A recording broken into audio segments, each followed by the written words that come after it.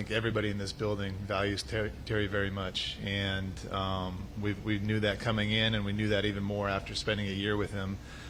In terms of where we're at, we've had conversations recently, and we'll look to have some more conversations, and we're going to do everything we can in order to get a deal done. The way that we live is not for everybody. Nah, that ain't it, y'all. How do you think the rest of Jaden Daniels' career is going to go? If we're, 6, 7 games into Jaden Daniels' career, and he's already milking injuries? Like, stop saying my name, you dick riding bastard. I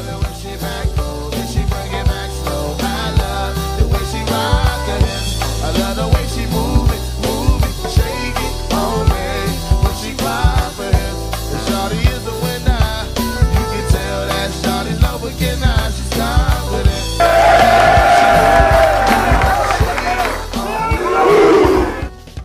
Live at the podium right now is head coach Dan Quinn and GM Adam Peters as they are kicking off training camp.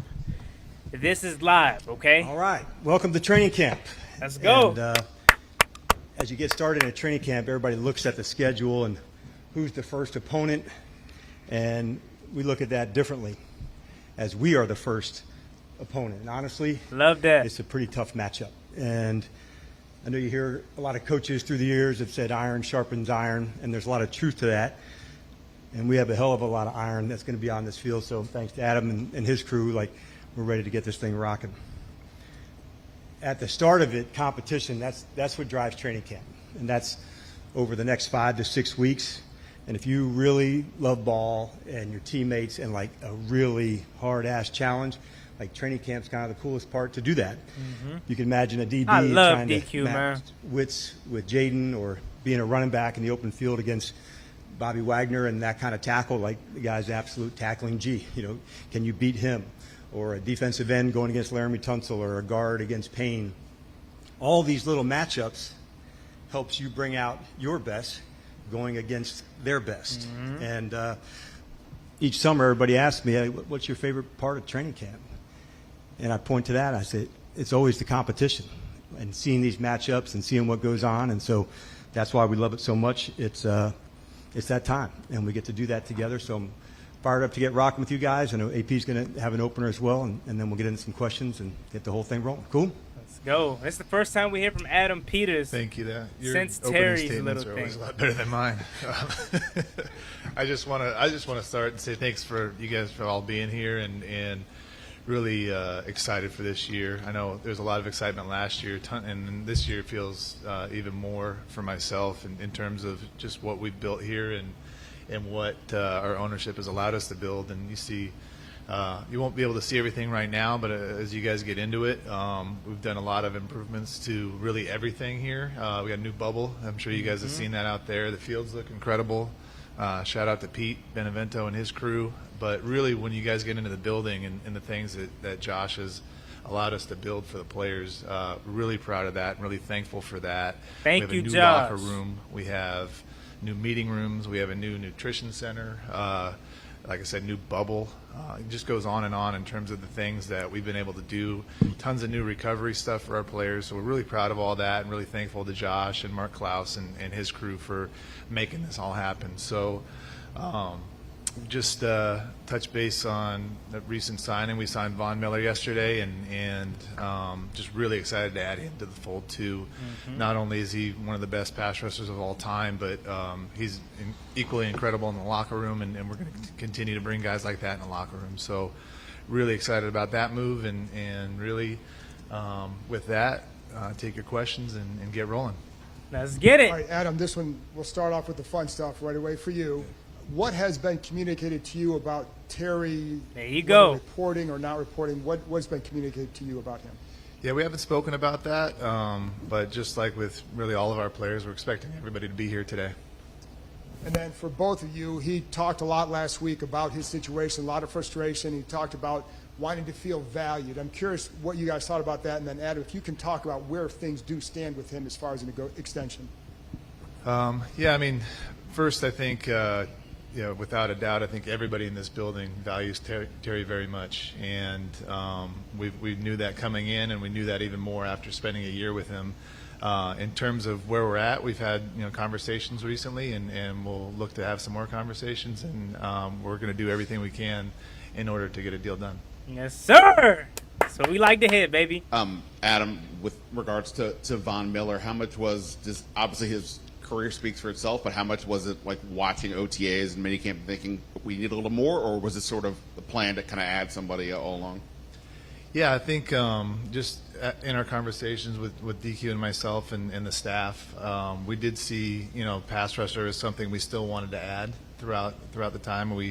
During free agency, we looked to add a few guys and didn't work out. So, but we saved some money aside really in order to do this and find out the best guy out there. And I've had a lot of history with Vaughn and know the type of person he is. Obviously, his play speaks for himself. And when you turn on the tape from last year, I was like shocked to see how good he still was and how well he got off the ball and just what type of impact he had on the field, and knowing the type of impact he had in the locker room in Denver, and then getting unsolicited calls from the teams that he's been on since then talking about what a great guy he is. That really made it a really easy decision for us to bring him in. We brought him in a couple weeks ago, or I don't know, been a few weeks now, but had a great meeting with him and just knew he was the right guy to bring in, so we're thrilled to have him. So that's something we didn't even know about. And At least for both I of did you, it. apologies in advance. You guys had a pretty distraction-free season last year for the most part.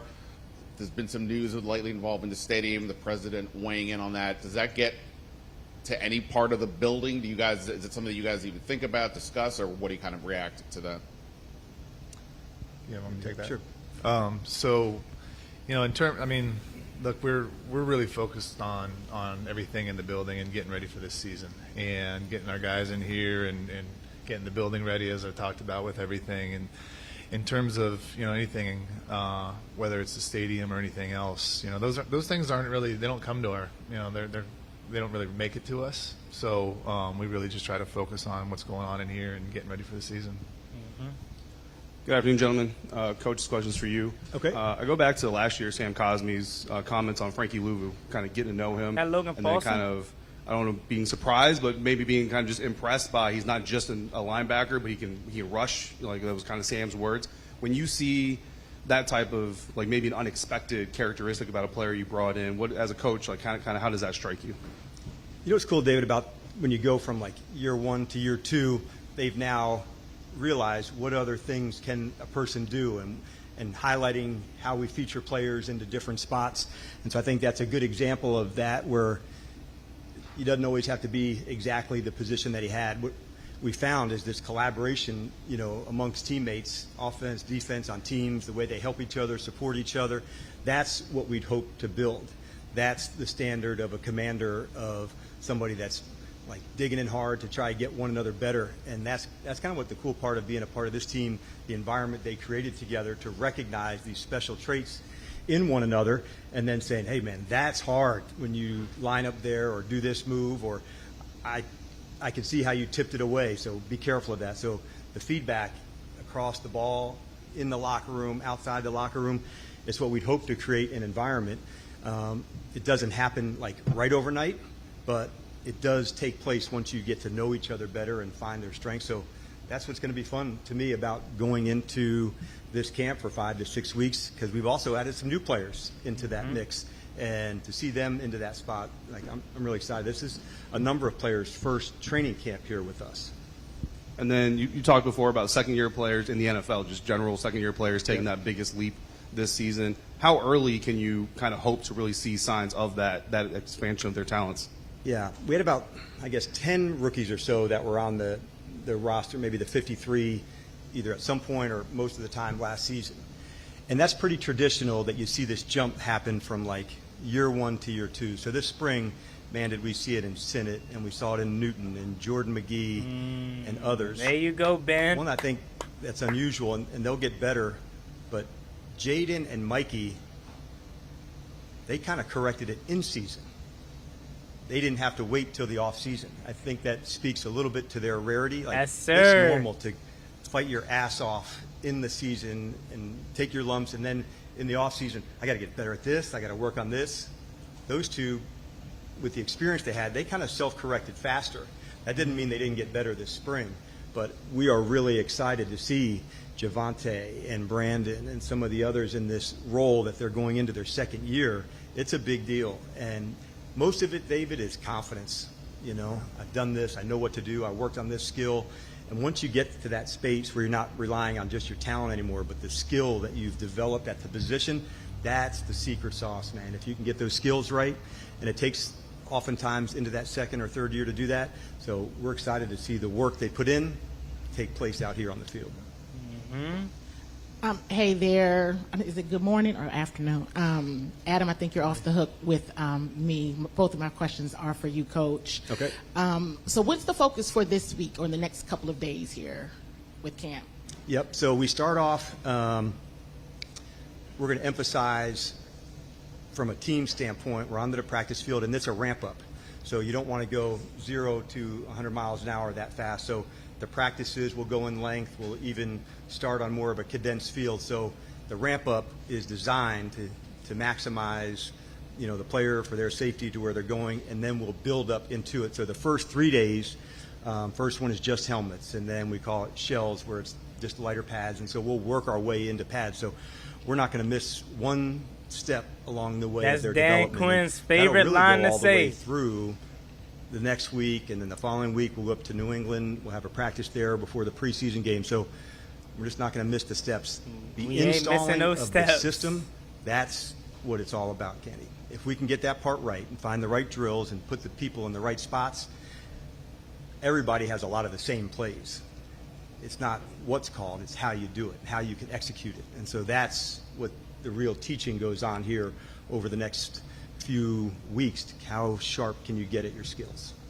And just reflecting back on OTAs and minicamp, can you share any examples of how you've seen some of the returning players and the new players, right, how they've been able to build camaraderie and just getting used to this system? Yeah, I think when you ask the question of, like, what did I see on the field, like, on the offensive side, like Sinnott and Coleman, they jumped out to me in some different ways. Brandon moving inside the guard and, like, putting in the work to do that. Sinnott coming off a shoulder surgery. He rehabbed so hard where during that off-season part, he and Sam were two of the ones we saw every day still while they were getting themselves ready. And I saw that confidence come out onto the field.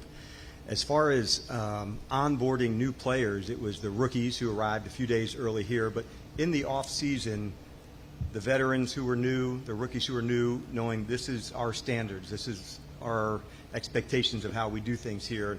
To see that take place, that was a big deal, because you do have to fast-track those relationships, Candy, to be as strong and committed as we can. Hi. Hey, Dave, welcome. Wow, it's such an easy commute today. It's amazing. We're glad you're here. Yeah, one for each of you. You just mentioned Brandon. Obviously, Sam and Biotish had a great chemistry last year with the line calls and the checks and everything. Right. I just wonder, how up to speed is Brandon with that already? What has to happen for that to start being seamless as you go getting ready for the season? Well, the first thing is the communication, playing next to somebody. And so with Laramie and Biotic and the voices and the calls, making sure those happen. The good news at that position, it's in the meeting rooms, it's in walkthroughs, it's on the field. And so I was pleased to see all that development take place for him. And he's had experience at it in college, so it wasn't so far off to change that. But we didn't move him around in the spring. We really said, hey, this is where we want you to lock in and go focus on. For Adam, you have a lot of moving parts with Terry. You have history, you have future, you have philosophy. I wonder where all of those points meet for you and the organization in terms of trying to find a deal that's fair for the organization, but also fair to Terry and what he means to the team. Yeah, that's always probably the tricky part of any negotiation is figuring all that out. And in terms of understanding the market, understanding our team, understanding our financial situation and all that.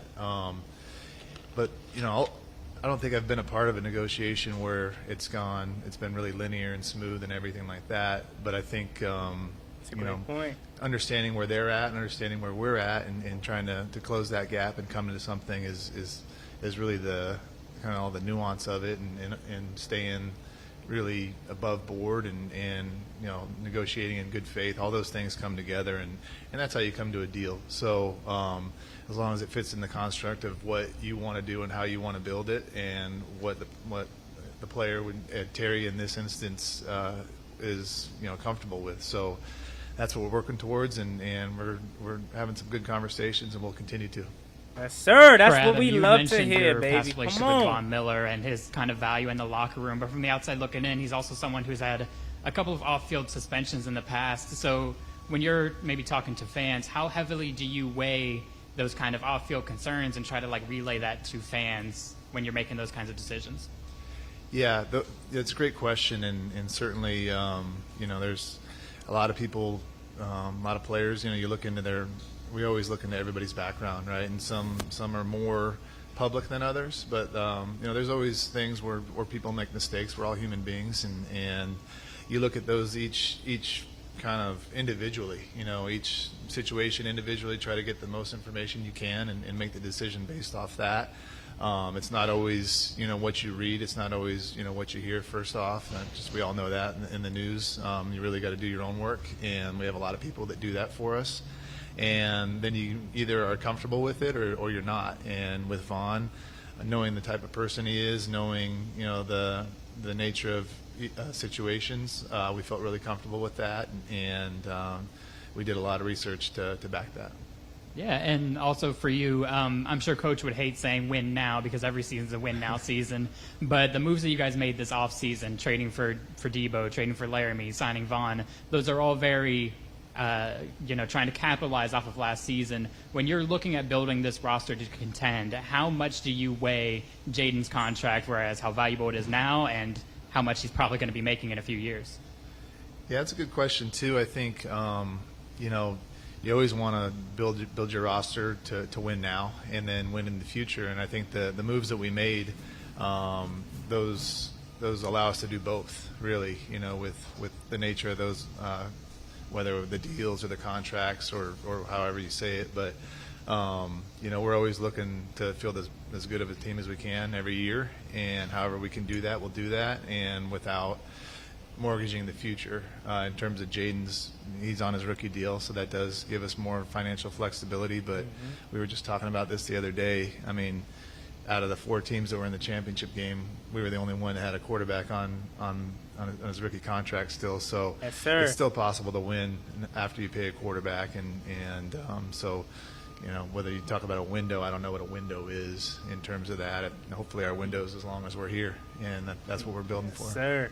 Yeah. It's a great question. Adam, question to answer. if I'm not mistaken, I think you were involved with a couple of kind of longer holdouts in San Francisco, Bosa and Trent Williams, that didn't end until early September. Is this just part of the process for you? Are you calm about it, or what's the sense of urgency when a deal hasn't gotten done and camp is starting? Yeah, I think those were I wasn't so much directly involved, but I was a part of it, so I understood how it went, and a lot of contract. I think that's just kind of the nature of our business. You obviously you would like to get these things done quicker than longer, but it's not always going to happen that way. So I think for me, just seeing those things secondhand, really not firsthand, but understanding how that went, just understanding that first of all, we're dealing with a really, in the case of Terry, a really good player and a really good person. So really understanding that and never losing sight of that, and making sure that every conversation we have is very straightforward, honest, and in good faith, and just keeping that mindset throughout, because there's going to be twists and turns, but just having that confidence and just understanding that our goal is to get a long-term deal done, and so just keeping focused on that, and whatever happens along the way, just understand that he's a great player, and we want to keep him here. And Dan, what's lost if clearing he's that up. not here, just in terms of working with Jaden, working with the offense? He's such a big part of what you guys do. Yeah, I don't want to get into the hypotheticals of what if or what not. So let's better question for now. It's a part. What just happened? So we're planning, like Adam said, That's for what happened everybody to when get it's here live. and get rocking. Somebody just did Okay. something. Sam, yeah, he's doing great. He's had a really strong off season, and we're not going to miss one step of him along Here the you way. go So, with that again. That's the guys are DQ's doing their favorite physicals line. today, and so I can give you a follow-up of where he's at tomorrow. But he's really hitting all the markers, Nikki, that we had set, that we'd hope to see, and so that's a really cool thing.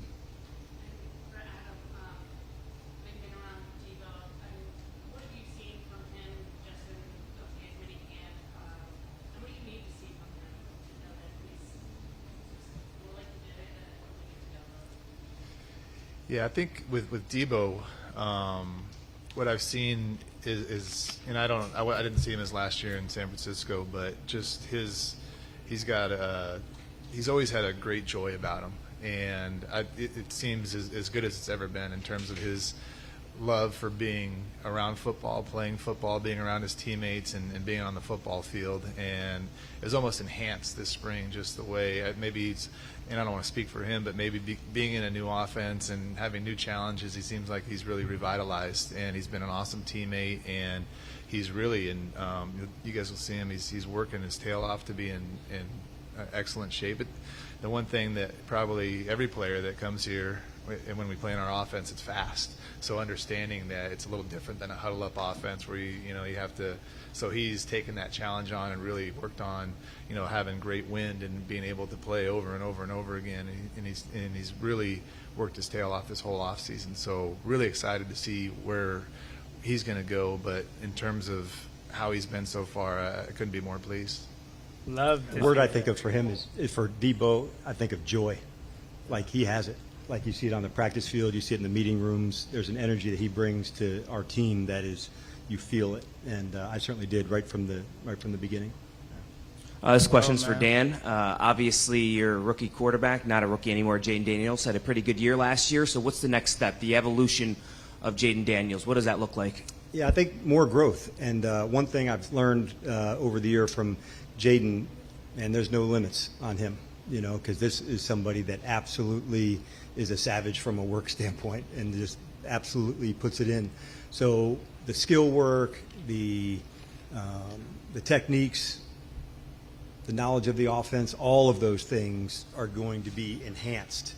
And he's thrown himself an excellent offseason. We had a good conversation on the phone just the other night, chopping it up about the team, the summer, the offseason, and you can feel his energy. And just walking out here, when you walk into our building, there's a lot of energy with our team, and he's right in the middle of all that. But I would never count him out or, put him,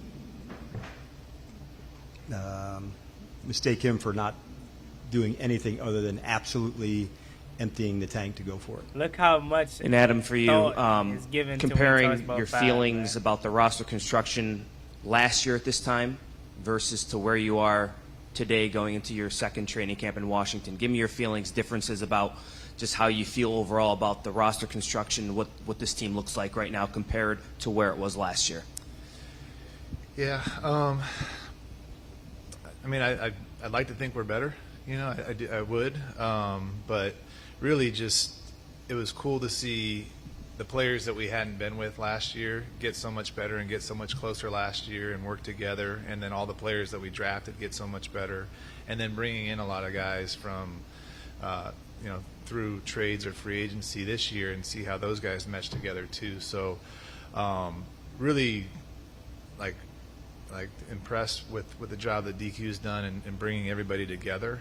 I think that's probably the coolest thing. And from year 0 to year 1 and then year 1 to year 2, continuing that. So I think we have a better roster. That doesn't always mean you're going to have more or less wins, but certainly really excited about the group that we have together, not just the talent, but just the people.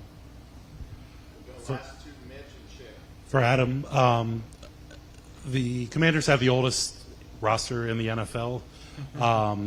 I guess first, how does that hit you? And second, is that kind of based on the dearth of talent or playable players that were here when you came in? How does that go? How does that happen? Yeah, I'm sure there's a ton of factors that go into that, and there are a ton of factors that go into that. But, I think really, signing guys like Bobby or Zach, those guys, I think we showed last year, people thought we brought them in to be like coaches on the field, but and certainly they are. They pass along a ton of knowledge, not just to the guys in their position group, but to guys across the whole defense or the offense. And Bobby and Jaden have a great relationship too, understanding and making each other better. But we saw with those guys, they're still really, really good players, and that goes the same for a guy like Vaughn. He's older, but he's still got a lot in the tank. So we're going to look for great players that fit us, and whether they're 22 or 35, if they can help us win, we're gonna bring them in. Exactly. Before you two guys arrived, Chick this Hernandez. place wasn't exactly a desirable place for a lot of free agents to come. And talking with agents and talking with the players, they're like, yeah, we're good. What have you found in this last year talking to agents and players about coming to the Washington Commanders? Yeah, that's a great question, and it really helped me a ton last year. And I think I've said this before, but not only That's their players, feed, but John, coaches not wanted mine. to come coach for DQ, and players wanted to come play for DQ. Tyler Biadasz wanted to come play here, and he wasn't a defensive player. DA, Dante Fowler. There's a lot of really good players. Bobby Wagner that would not have come here if we didn't have DQ. So I think it starts there.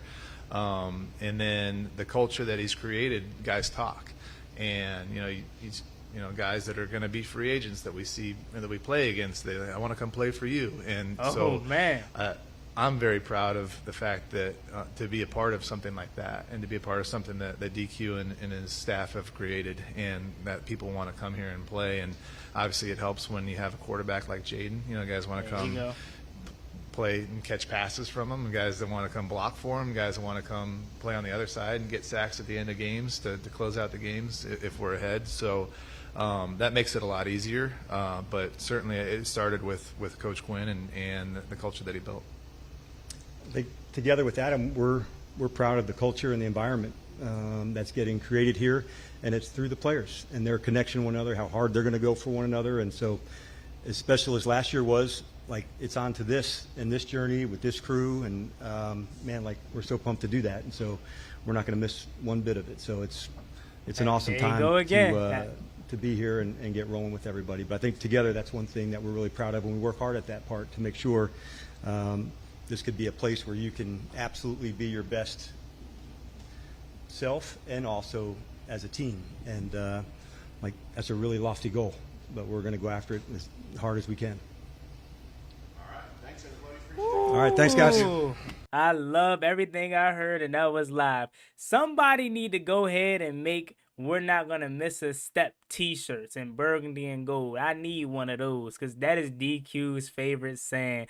Man, but they said a lot, and I do want to say at 12:45 I'll be going live, so catch me live. I'm probably live as you're watching this video right now, talking more about this, but he said a lot. The biggest thing that I take away from both of these guys today is a Terry McLaurin deal will get done. Did you not hear what Adam Peters said? Anytime he was asked about Terry McLaurin, he said the ultimate goal is to get a deal done. We're in constant communication with Terry McLaurin, so guys, you can relax. It may not happen today, may not happen tomorrow, but it will happen. He also talked about a guy like Mikey Sammerstill and Jaden Daniels self-correcting in season.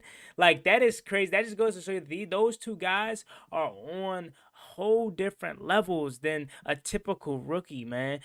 Ben Sinnott showed some flashes in spring. I love that he constantly talked about him. He talked about the connection with Brandon Coleman and Sam Cosmi and Larry Tunsil, man. So they really said a lot, but I'm gonna just hold off there, because I'm gonna hold it off until we go live at 12:45. But let me know your thoughts and comments down below. This was the live presser, the first time we heard from DQ and AP in a while as training camp is kicking off. Catch me 12:45. 7:45 p.m. Don't be late. Don't miss it. I'm telling you, it's going to be a great watch. As always, being boy Juan Gotti, make sure you like, comment, subscribe, help the Washington Commanders. We're on the road to 11,000 subscribers. We greatly appreciate it if you subscribe to the channel. Thank you so much. I'll see you in a little bit. Peace. As you guys know, your man Juan Gotti computer has officially broke. So if you guys want to help donate towards a new one, feel free. Link down below in the description. Never gave up on day. Ballin' like I'm Deshaun, throw the bomb, G. That's IG, my jersey never seen a lawn.